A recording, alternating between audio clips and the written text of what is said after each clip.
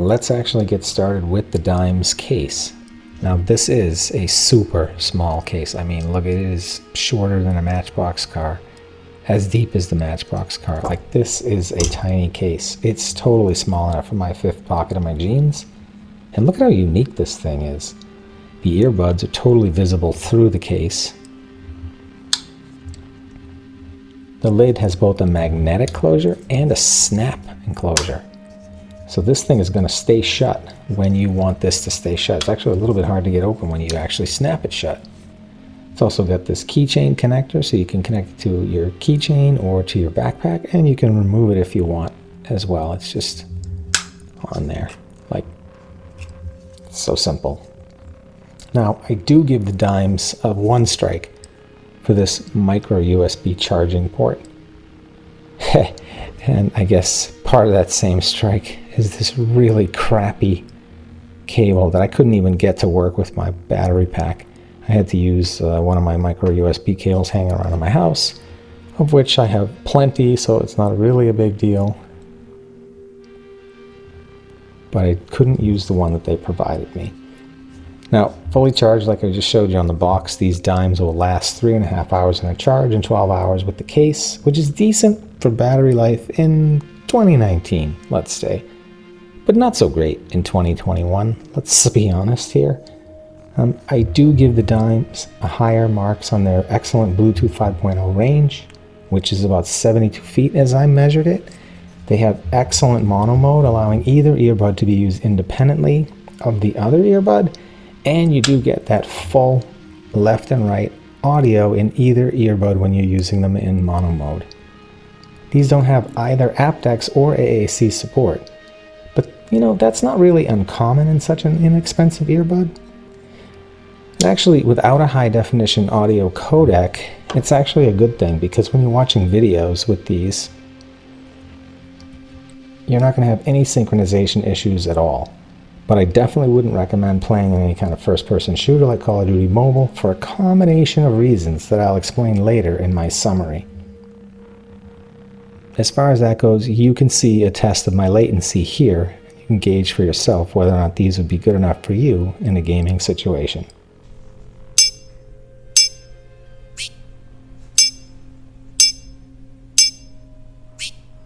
Alright, let's check out these IPX5 workout ready earbuds a little bit more closely.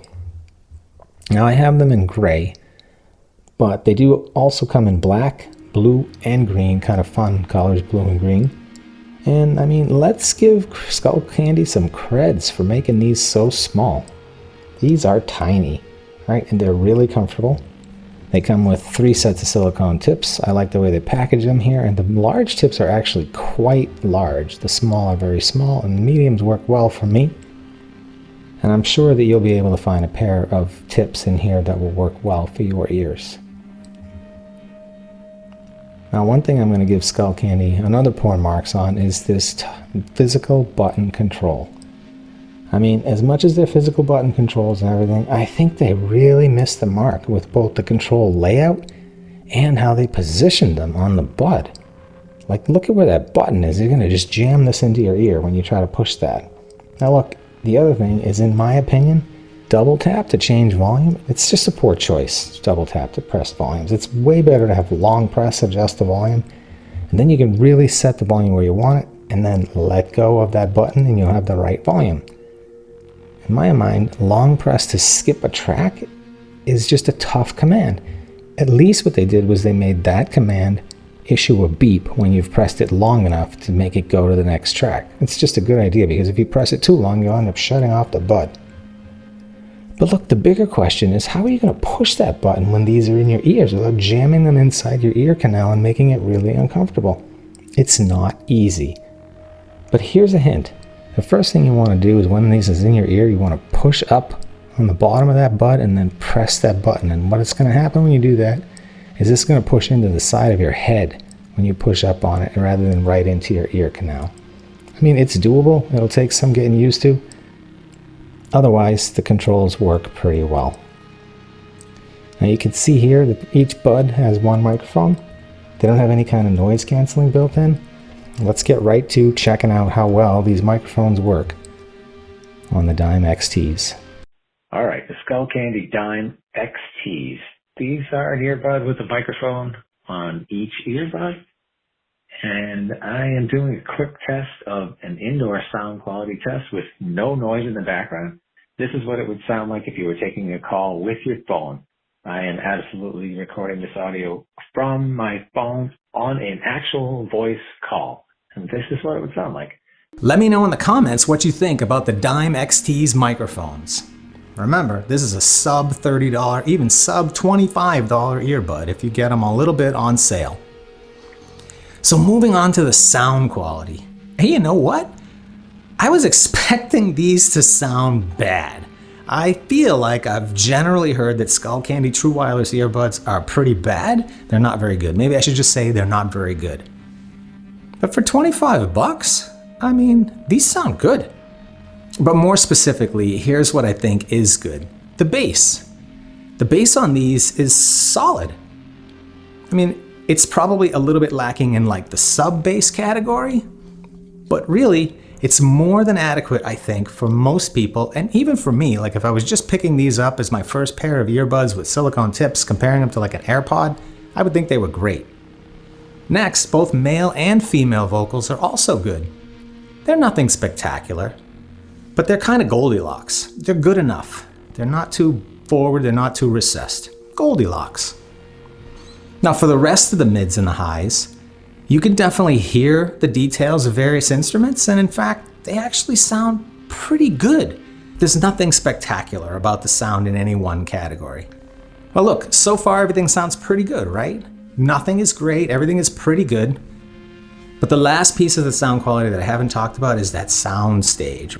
And I think it's here that these SkullCandy earbuds probably let me down the most, because I just expect, especially a stem style kind of earbud, to just have room and be able to make a nice wide soundstage. But to me, it just feels a little bit cramped across the soundstage listening to the Dime XTs. You can pump these up to a relatively loud 102 decibels, which is definitely a little bit louder than average and pretty freaking loud in general. So let me sum up the Dimes. Look, I think SkullCandy really got themselves a good little niche product here. That is a super small case. It's got excellent connectivity, Bluetooth range is strong, they're comfortable fitting, and they sound good for under 25 bucks. I'll also give them bonus props for their 100% recyclable packaging. But I think there are some areas where they're seriously lacking, and let me start with what those are. Number one, battery life. At 3.5 hours, that's pretty good for 2019, but it's not so great in 2021. Micro USB charging? Come on. Third, it's those controls. I really don't like the physical button controls. It's not so much that they don't work, but they're just placed poorly and they're difficult to use in practice. And the last thing I would pick on, even at this price point, is the mics just aren't up to 2021 standards, even for inexpensive buds. Now those are all easily correctable things on SkullCandy's part. So I would expect SkullCandy to have some updates to these or their other buds pretty quickly and make them better. Alright, that's my resurrection review of SkullCandy earbuds, and these are the SkullCandy Dime XTs. Thanks for watching, don't forget to subscribe, like, and share, and I'll see you next time.